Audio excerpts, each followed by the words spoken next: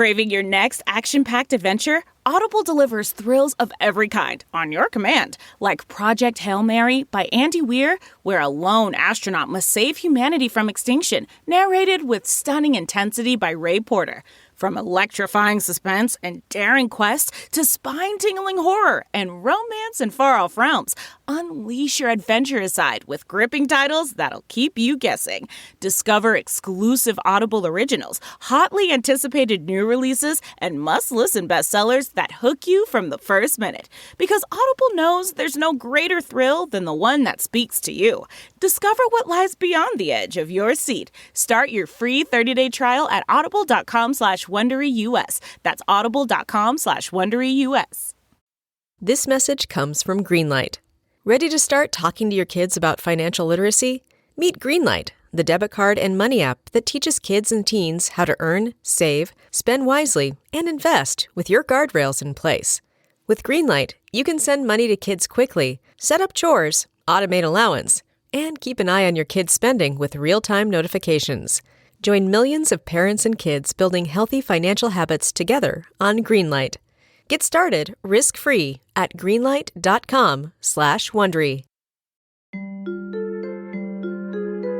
Hello, welcome. Let's chat. It's hard. You want to talk? I know, that's disappointing. Sit back. Let's work this out. How's it going? What are we doing here? Where are you going? Hey there. Wow. It's not always easy. It's amazing if you think about it. Let's think about this. Strange. I have some thoughts about that. Life is hard. Trauma bonded.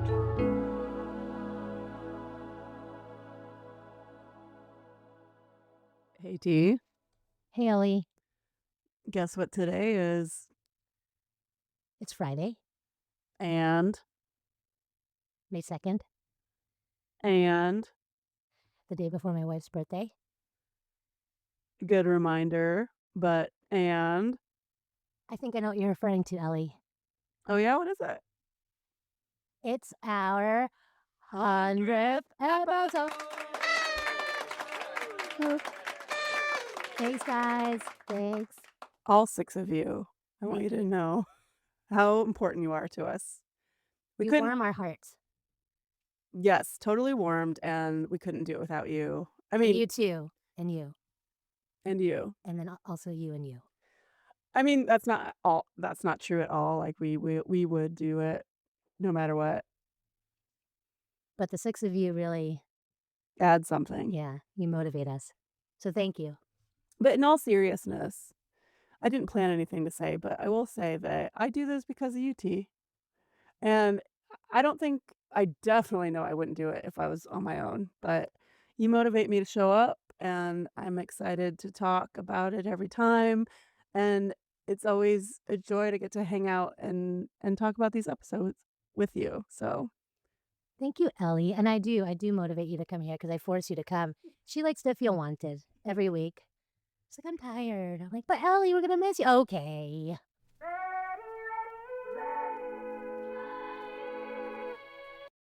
welcome to Trauma Bonded.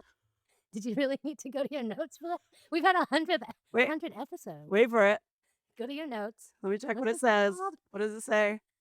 Oh, welcome to Trauma Bonded. I'm Elly Westberg, and here with Therese Garcia. It's me.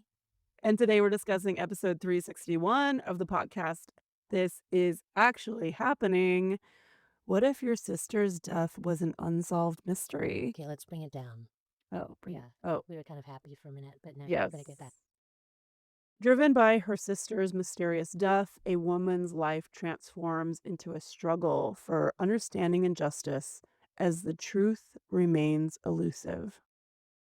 And full disclosure, I work for her. This is actually happening, and T doesn't, but she's still a wonderful person. She comes in fresh, and this show, Trauma/Bonded, is for the listeners, a space where we can talk about each episode, digest it, and reflect on it with empathy and also a bit of levity. That's Trauma Bonded.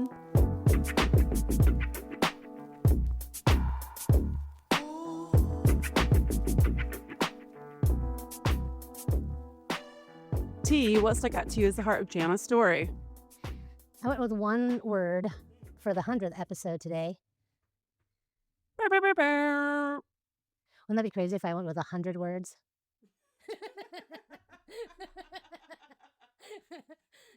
From now on, I'll always go with 100 words. How would people know that point? No, I went with one word for the heart of Jana's story. And that word is crystal. Crystal can mean clear or transparent, which is what you hope to see in an investigation of a loved one, right? Crystal can mean something precious, something fragile that can be shattered, right? In the same vein as clear, it can mean truth, justice, right?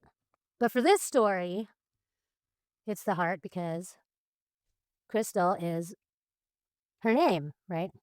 As Jana described her, she laughed constantly, was a prankster, a loving mother, sister. Her death wasn't crystal clear, and her voice was silenced too soon. But her story doesn't end there, because if Crystal can no longer speak, her name still can, with clarity and with truth. That's the hope. I'm not sure if we're going to get there today. Probably not.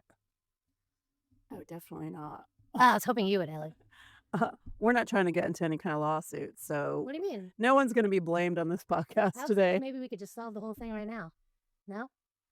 I feel like this isn't that kind of podcast, but we did get a lot of info if we wanted to embark on that kind of podcast. No, we're not that good. We're not that. Yeah, we're fine. okay. So I think the heart of the story for me. Well, what'd you think of my heart? Oh, that was Usually you great, say T. so. Oh yeah, that was good. You think that was good, right? Yeah, that was great, T. Okay, good. I'm most appalled by the lack of attention and care to the details of the associated reports. Right? To me, this episode, as much as it is sort of a whodunit, so much more about the standard of care and protocol in an investigation and an understanding of the gravitas of it.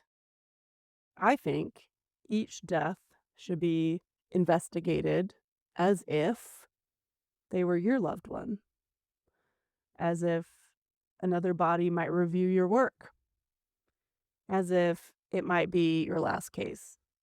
There must be a seriousness around an investigation around death. Those are my notes that I sort of read, but I was seriously, legitimately appalled at the errors in the autopsy report, the errors in the coroner's report, the errors in the police report. And we will get into this more in the episode. If you want to demonstrate to someone that's really in pain and is hurting and is trusting you to do sort of a due diligent actions around investigations of why their loved one was harmed, and you can't even be bothered to do the most basic fucking intel on that report. I mean, what a big blow to the trust that exists between victim and an investigator. It's insane to me. And not even only that, but the fact that we find out later that there's literally no protocol in certain police departments or sheriff departments around situations as dire as these is a serious problem with the justice. I want us to embark on a conversation about this episode. I don't want us to get like too bogged down in the minutia of the details around it. This isn't what we do here. We're not trying to like solve the crime at all, but I do think it's important for us to talk about where people fell short and how that's important to Jana's story. You know, there's so much protocol about things that seemingly don't really matter, you know? Like random things. Like, whoa, is there enough clear space around this logo? You know, wait a minute. You know, you could get sued for that. It's like, really? Okay. But like, this is like somebody's life. They died. And there's not rules on that? Is that weird? Something seems off. I agree. Something is amiss. Exactly what you're saying. Like we encounter parameters, protocols, ways of doing things all the time around really innocuous, sort of minor, inconsequential to our lives sort of things. And a police department doesn't have a set of principles? Come on. Isn't that something? I mean, that's Come on. what's important, I think. A little bit. Seems strange. That's why sometimes I think we should make the rules around here. You know? Did you know that one's tubes can untie? You know, I'm no doctor. I didn't know that. And then not only that, but like, boom, twins. Did the doctor just tie the tubes in a single knot? He didn't double. Double. You gotta double knot them. You do. You have to double knot You're right. the You tubes. should be doctors too. You got to do one of those, you know, Girl Scout tie knots, sailing knots. So luckily her mom's tubes untied and she was born, and Crystal was 10 years her senior, and she kind of says that Crystal considered her and her brother like baby dolls. And this resonated with me because I was 11 when my youngest sister was born, and I will say that there's a different kind of relationship that exists when a sibling is already that kind of is that age, that dynamic. It's more like I felt like in a way I was like kind of second mom instead of just like older sister. I don't know that I carried her around like a baby doll, but I definitely was a part of her day-to-day care, being that I was capable as an 11-year-old. And it does develop this different kind of relationship with a sibling than ones that are closer in age. Like I feel like I am closest with I'm close with both my sisters, but I'm close with Katy on a different level just because I sort of I never really had a real like there was never a contentious sibling issue between us because I was too old for. You're not fighting over toys. Yeah. You're interested I was just in different phase of my life, basically. T, do you know that song, that Faith Hill song, You Can't Lose Me? I don't. Nor do I. Oh. Okay, next. Okay. I thought maybe you were going to sing it. I feel like we're both interested in 90s music, and I think that it's funny that neither of us know That's weird. Faith Hill. I thought because, you know, Amy Grant. No. Of course, I know Amy Grant. And they're not in the same realm. No. Oh, sorry. I'm sorry. How dare you? Oh, wow. So the smell of scope was sort of a bad day because it meant that their mom was concealing her drinking. And it made me think of two things. Do you think my mom is concealing her drinking? One, it makes me happy that I grew up in a dry house. I also grew up in a dry house. Interesting that we're both totally hardcore drinkers. Weird. Is that weird? We've really been slowing down. I'm just We should letting be you know. studied. And two, yeah, the Listerine issue with Scott. I've been really leaning on this dry January thing. I'm just letting you guys know. We've been really slowing down. We did dry January, I'm just saying that, but since then, you know. January 2022. No. I will rest my laurels on that for the next 7 years. Remember that episode, guys? I talked about my blood pressure? I haven't taken my blood pressure since, but. Yeah, it's a problem when Scott takes Listerine and then he kisses me and I'm like, oh, you smell like Elsa. My mom. Which is T's mom. She was my benefactor for 4 years. Okay, so speaking of moms, Jana's mom's left her when she was 13 because she thought they were basically done cooking and that she now wanted me time. I mean, it feels sort of premature, the evacuation. Your youngest kids are 13, 14. They're not done yet. What do you think about that, T? Yeah, no, it seems early. It's hard to keep track because her mom had a lot of marriages and it kind of seemed like a lot of kids. I mean, she was done. She had her tubes tied, single tied, and she didn't, you know, and she was kind of done with it. And when you hit 13, you're just like, oh my God. I'm sure it's tough. Can you imagine walking out though on your No, but I don't have like a 23-year-old and 13-year-old and a 18-year-old, you know? Dude, that has to be really difficult when you think sort of like your main child rearing days are over. If you've got a 23-year-old and a 13-year-old, and a 13-year-old. Like you thought it was over and then get twins? Yeah. I mean, It's a lot. It's a lot. But, But still, I mean, they are your children. No, I think the big things to point out here in their earlier years is in 2012, Crystal had a suicide attempt. In 2013, Jana had her own suicide attempt. But after they both went through these experiences, they sort of made a pact together and said they would never do anything like this again.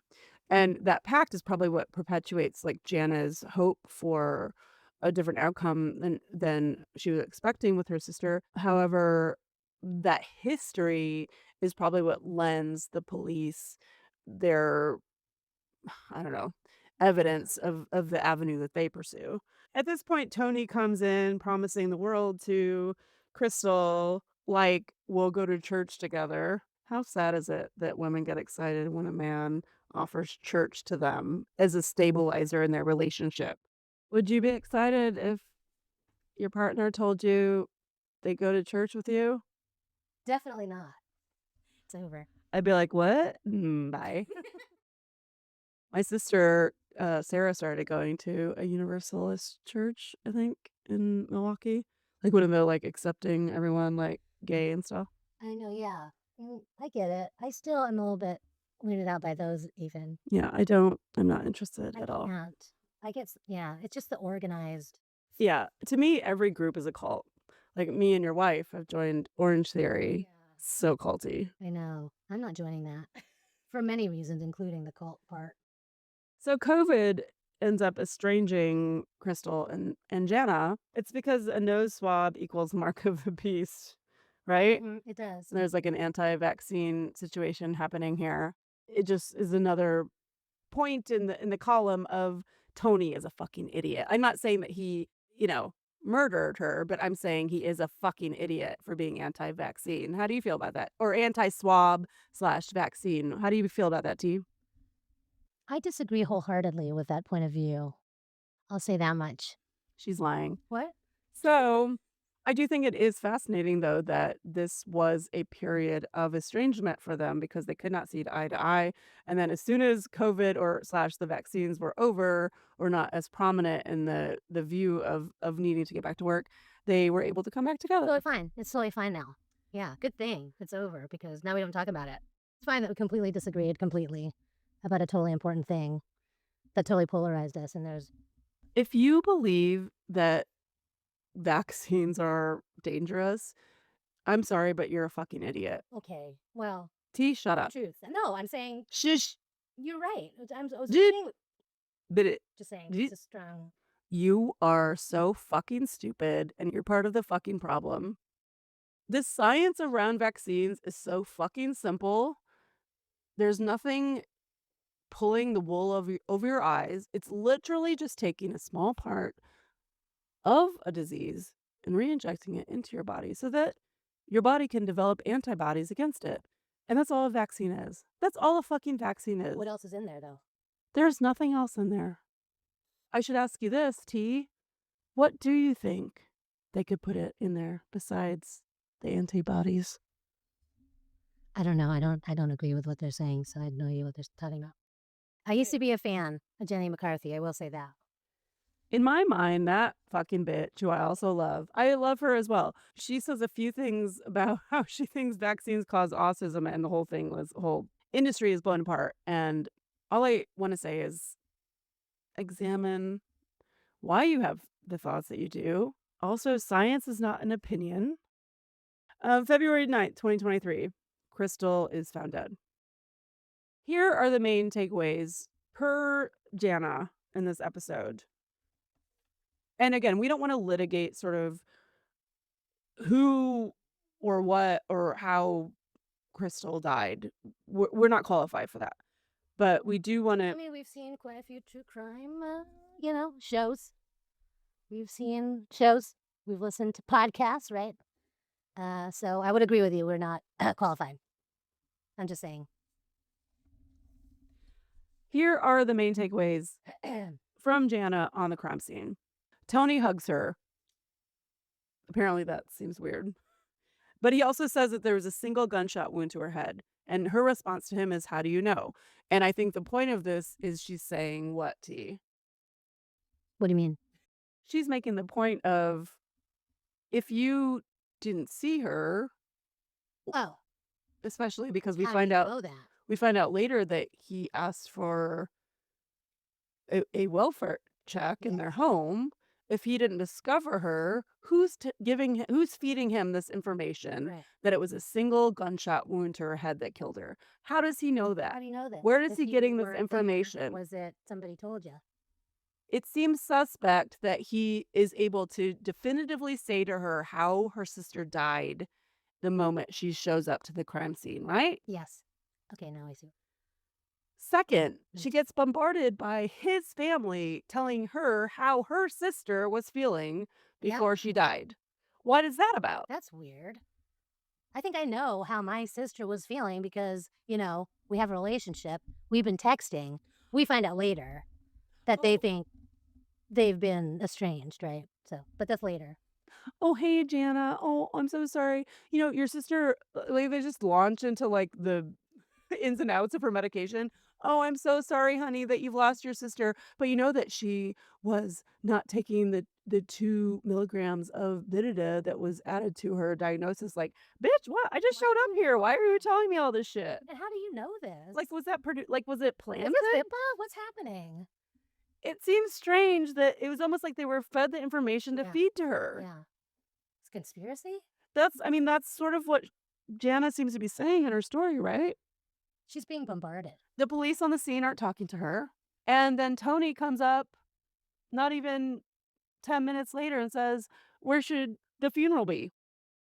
Again, Do we even know that? Like, we don't even know what's happening. like, she's literally showed up to the crime scene. She has been told previously that her sister is dead, but she's not been shown the body. She has no idea what happened. And already her sister's husband is planning the fucking funeral. That seems suspect, right? It does. He's already ready already. Too ready already. He's ready already. He's already logistic. Like, he's like that. We already know. He's got all the things. He's ready to go. All the things. And then the coroner comes out and she overhears him say, we still have to have an autopsy on her body. And this word still is important to her. T, why do you think that still, or where do you think that still came from? Well, we don't know the cause of death yet. Right? We don't know yet, but everybody's saying it's suicide. But why did the coroner say we still have to have an autopsy? What conversation do you think that statement was following? Well, because somebody was like, it's a suicide. Mm, Right? Do you not think that was it? yeah. Because someone's like, oh, okay, it's clearly a suicide. But then they're like, oh, but we still have to do an autopsy to see. Well, and he's Okay. saying it specifically to Tony. So Tony's probably saying to him, well, it's a suicide. We don't actually need to. It's all good. We're set. We just probably do the cremation right now Yeah. because we got to do the funeral. And then I got to start dating. You know what I mean? Coroner. Yeah. I got to get on the app. Well, we still got to have an autopsy. I'm trying to get on the apps. So faster the better. What do you think about Tony saying you don't need to see her like this? And then Jana responds, see her like what, Tony? See, I'm a little maybe biased a little. I think that Tony seems a bit controlling. Like he's trying to control the situation a bit. He wants to be moving forward, I think. He doesn't want her to be asking a lot of questions. He wants things to move on now that she's dead. I mean, seems like that's something that's happening. And I think he also wants to seem like he cares. Why do you think that he knows so much? I think he's friendly with the sheriff, right? He probably got some information, maybe. I am going to say this, and this was not included in the episode. According to Jana, Tony was not that popular with the sheriff. Even though he had worked for them, he was not in that great of standing as far as the sheriff goes. So I don't know if that was like included and then cut out of the original episode, but I do remember that Jana said that to me about Tony's standing. That does change my feeling a little bit because it felt like they were a bit in cahoots. Yeah. I mean, this scene is all very peculiar. As soon as Crystal's body is rolled out, Jana takes off and goes to sort of like be there for her mother. And may I say, hey, if someone close to you faces a devastating loss, take away their guns. That was really smart. It's a sad scene, thinking about it, to have all of your kids come except for one, Mm, yeah, and just have like your instinct yeah. just to know that one is missing and see the tone, you know? So Jana sends a text to Mike Tubbs, who's the sheriff that she's previously worked with, and she begs him to make sure that the investigators investigate it as a homicide before they determine it's a suicide. And she gives a rundown of the three things that make her sort of on edge or suspicious. One is the coroner's use of the word still. I still have to do an autopsy. Two is Tony's insistence on planning the funeral like pretty straight away without knowing anything. And then three is this idea that Tony seemingly knows everything about what happened to her without any real investigation having happened. Why does Tony know everything? And when Mike presents this to the investigating officer, the message he's told is Jana is a troublemaker. And to this day, that person has never actually directly contacted her. T, how much is this rooted in sexism, do you think? Ooh. Ooh. You know, let the men do their work. All right, little lady? Don't be asking these questions. Okay? We ask the questions. We have asked the questions. Don't worry about it. Pretty lady, go ahead. Go on. Don't worry about it. We got it. Thank you, officer. Don't worry. Don't worry. Don't you worry. I'll protect you. But seriously, doesn't it feel a little bit, it does feel a little bit misogynistic, like, ugh, these bitches Yeah. causing trouble. Goddamn. Yeah. Doesn't it feel like that a little bit? Yeah. It's very condescending. So condescending. And Jana at this point considers herself like a supporter of police. Like, but her sister's death is ruled a suicide in an hour and 40 minutes. That seems fast, especially considering the way she died. There's no suicide note. Why no note? Yeah. Especially when Janet is contending that Crystal was a note writer. Yeah. That's weird. Especially a note writer, a parent, she wants to say goodbye to her kids. She did it before. I would write a note. Yeah. You would write a note. Yeah. According to Jana, she wrote notes to write notes. So Yeah. where's the note? She previously wrote a note. Yeah. And then we get into the laptop and the Google timeline area of the whole thing. What, no one's looking at the laptop for a note? No one's looking at the laptop at all? I think she's right in that there was zero investigation done on this. Yeah. It was like almost You're like gonna just open the laptop. a snap judgment because she had a previous suicide attempt 10 years before. They're automatically making it a suicide attempt without investigating anything. And I think that they should have. And this is what's fucked up about it. Tony's Googled on her laptop the appropriate time to date again. Well, you can't Google that on your phone. 4 days after. You're gonna Google it on your laptop? Well, T, in your Google account, if you Google it on your phone, it shows up on your, yeah. But why is it connected to her laptop? Would use your own, connect. No, he had his Google account open on hers. And this is all very suspect too. Why drive to the sheriff's department and ask for a welfare check? When Why you not have- just go You're right there. You just go to the walk house. by it. Go to the house? But we still don't know if he did go to the house because they, But why wouldn't you? well, again, they don't know because they tested it out by like stopping for 15 minutes right across the street. Yeah, at the church. And then it didn't register at all, that 15 minutes. So they don't know if he actually even did stop at the house. It's kind of weird though. Let's say Tony is completely innocent, which he is. 100%. According to this podcast, he is completely innocent. But let's say he was worried about his wife, right? She hasn't been gone. This is the same day. She hasn't been gone long. Let's say he's trying to contact her via text and she's not getting back to him. What's the first thing you're going to do? I'm going to go home. Or What? she's meant to be at work, right? Isn't she working at State Farm? Some shit? Okay, yeah. First things first. Hey, Angie is Crystal there? No, she didn't come into work today. Oh, that's weird. Okay. I keep trying to call Crystal on her phone. She's not answering. That's weird. Okay. Yeah. She's not at work. Where could she be? Home. Home. Home's next. And I am near home. So let's go home. I'm going to go home Check it out. and check it out. But instead, What does he do? he passes right by home to go to the police station.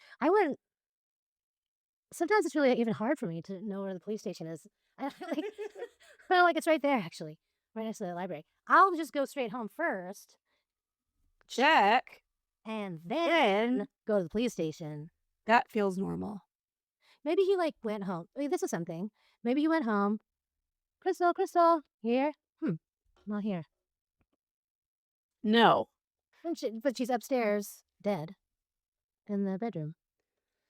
But she's not answering. I'm like, oh man, okay. This is what doesn't ring true to me at all. I can only speak to my own experience, right? The first place I would check is home. I know, that's what I'm saying. And I would go to all the I would rooms. also go to all the rooms. I'm just saying if he did a calling thing. Before you would ever call someone else. I'm saying calling. I'm saying he went into the living room. You open the door of the front door and you're like, hello, hey, you here? Like, oh, she's not here. Yeah, but you would But you would keep going into the house. I know. I'm just saying maybe some people don't.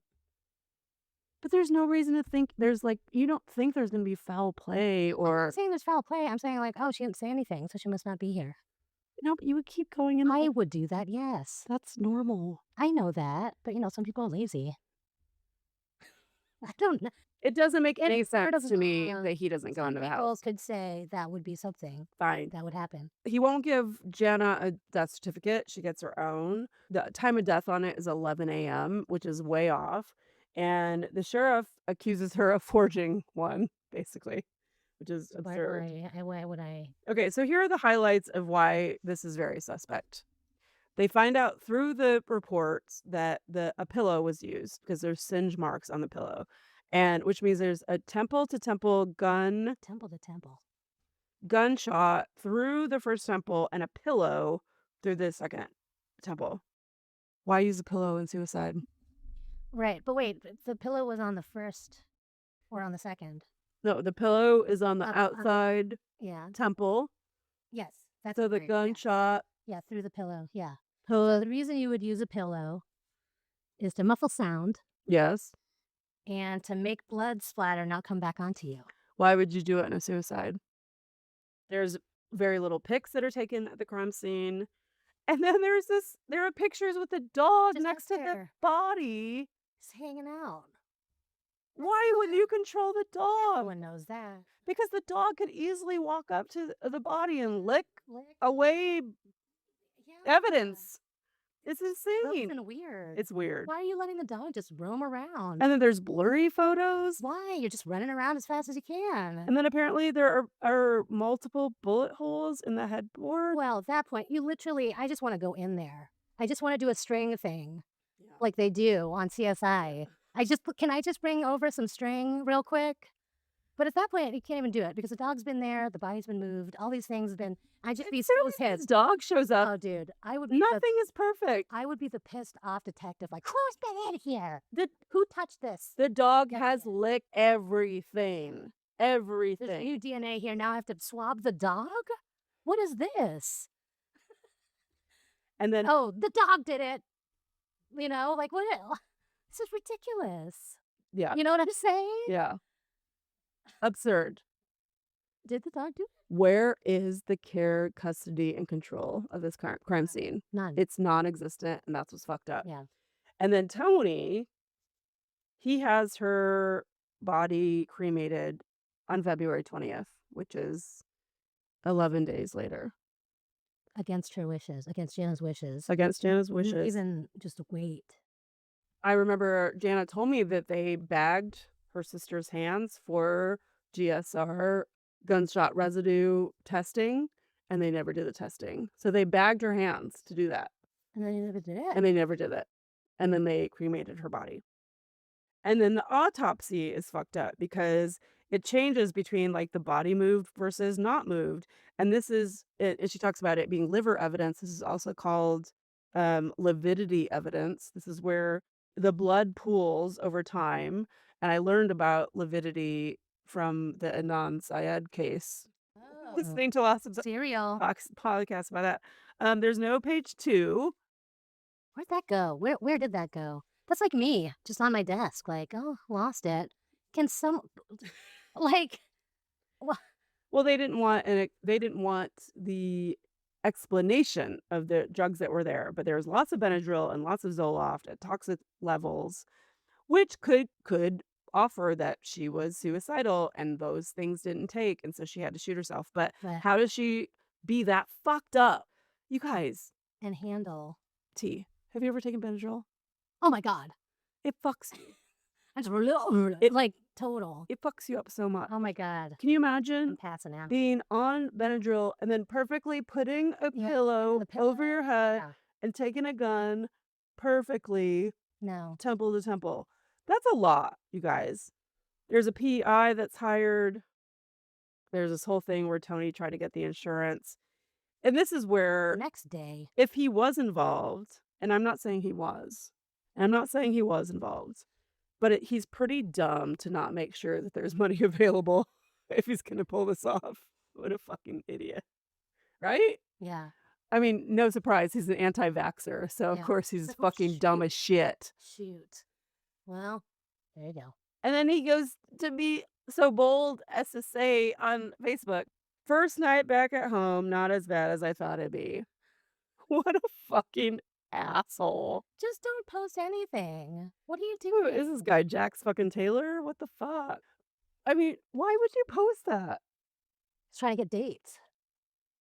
Not grieving anymore. Does anybody want to date now? And the investigator's wife hearts it. I know. Who are these people? What is this place? The first anniversary of her death is the triggering event. And this is where Janet gets professional help and is diagnosed with prolonged grief disorder, which is a new thing this is actually happening. We thought that we'd had heard every diagnosis, but that was a new one. And the district attorneys on the case are kind of done with this case after a year, but they tell her, your next step is to go to the media. And again, we want to reiterate that there have been no accusations made against anyone except the indictment of how the crime was handled. So there's no one that's on the hook for this, or no one is being pointed to. What Janet's point is that there was not a fair and accurate investigation. And there was a sloppy investigation. One, there was no gunshot residue test that happened on her fingers, which feels like it could have been relatively easy and simple to pull off. Two, there's no DNA pulled from the gun. Were there any other DNA results evident on the gun? That feels like, obviously, a simple thing to accomplish. Three, there were no ballistic tests on the bullet and the path of the bullet. Again, seems pretty simple, seems like straightforward protocol for crime like this. And they didn't even find the shell casing until a fucking week later. So, Oh yeah. Where's that thing? here it is. If you look at the coroner report, if you look at the autopsy report, basic info is wrong on these things. Dates and times, diseases, eye color, hair color. How do you get these things wrong? Can you imagine being in a position, working in a position where you're dealing with the dead all the time and not recognizing the gravitas of that appointment? Cannot we honor the dead in our reports with accuracy? Doesn't that seem the most At basic? least. It's reports on a dead human. There should be care. Where is the care? I was an insurance agent Here it is. for almost 20 years. Here it comes. And sometimes stuff gets wrong in the application. It's really embarrassing because people are asking you to protect them and their assets and the things against harm. So when they see that the most basic information about them is wrong in their application, like it gives them pause because they're asking us to protect them, and if we can't get even the most basic information right, like how can we protect them? And how can you trust an entity that can't get the details correct? On this is actually happening. We attempt to be so perfectly accurate around everything because we honor our storytellers, we honor their stories. Shouldn't we demand accuracy from municipal bodies which process our deceased loved ones? For fuck's sake, do your job, be accurate, do not lie. That's all Jana is asking, and I think that she's not wrong for it. Thank you, Ellie, for that. Minimally. It seems easy, isn't it? To be human, treat other people like humans, and then just take blue eyes instead of brown. I mean, this is basic stuff. Yeah. It's not that complicated. Again, I sort of like brought in the insurance comparison. Like sometimes in insurance, like to build an app to create a quote, if the information isn't known, you might just like put in information in order to generate a number. But this is a situation where you're talking about someone who's died, It's who's important. dead. I can't imagine presenting a report to a family and not having been sure of that I've been diligent about making sure every detail was right or correct. It's just about respect. It's about honor. It's about Yeah. some reverence for people that have lost someone close to them, or not even that, about reverence for life itself. And then Jana talks about going to the Symphony of Silence in DC and meeting and talking to other families that have gone through something similar. And this brings her a great deal of comfort. And then there is like news stories released in late 2024. And the big point that comes out of that newscast is when the person like running that news story comes to the sheriff's station that's processed the case and says, can we just have a copy of your procedural manual? They're like, hey, we would love to give you one. We don't have one. What? Like print it out, or what do you mean? Just a PDF. Yeah, or digitally is fine. I have to waste the paper on us. I don't know if we have a procedurals manual that this is actually happening, but we have something close. Like we have a lot of procedures in place.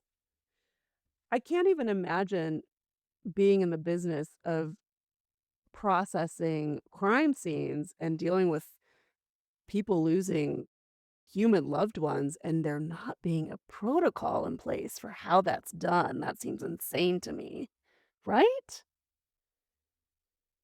Swing it. There should be a format. Yeah, I think so. I think so, right? And Jana's putting forth this idea that not only is there not a format, but each county sheriff gets to decide how to process scenes, and they make assumptions about who might have committed the crime or how the crime was done based on drug history, criminal history, mental illness, race. And there is no fair approach to processing a crime scene. And this Crystal's case is still open. What is that? He just keeps making faces.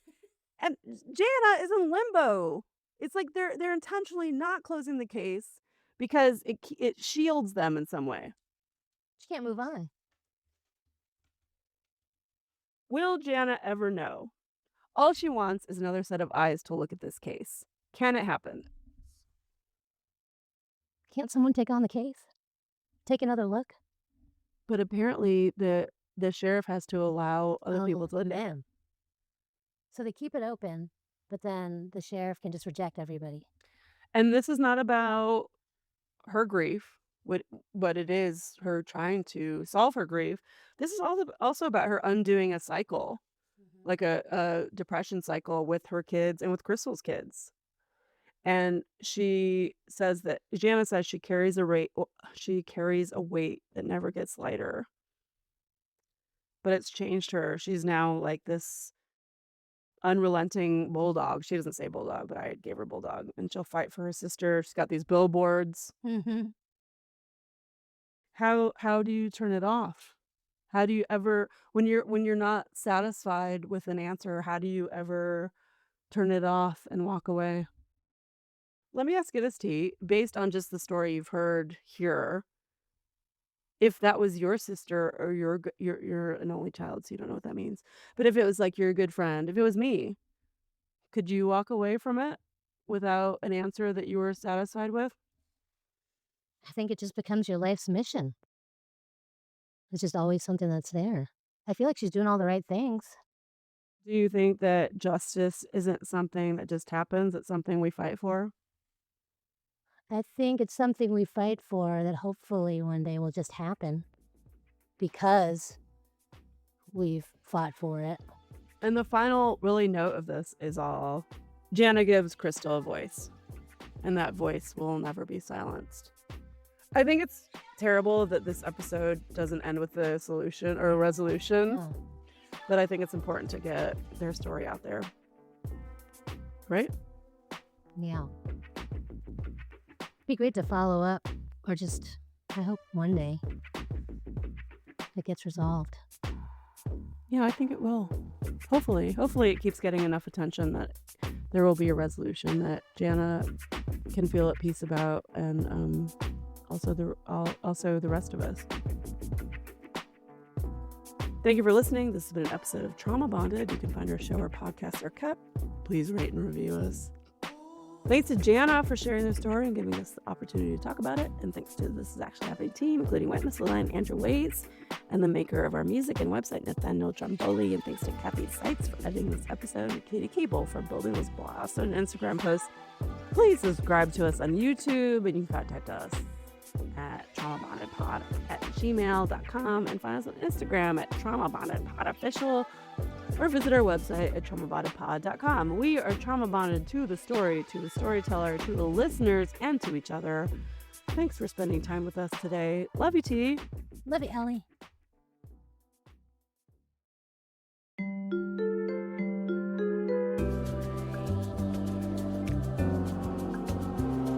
Good job. Hey, thank you. Hey, thank you. Okay. Have a good day. Thank you.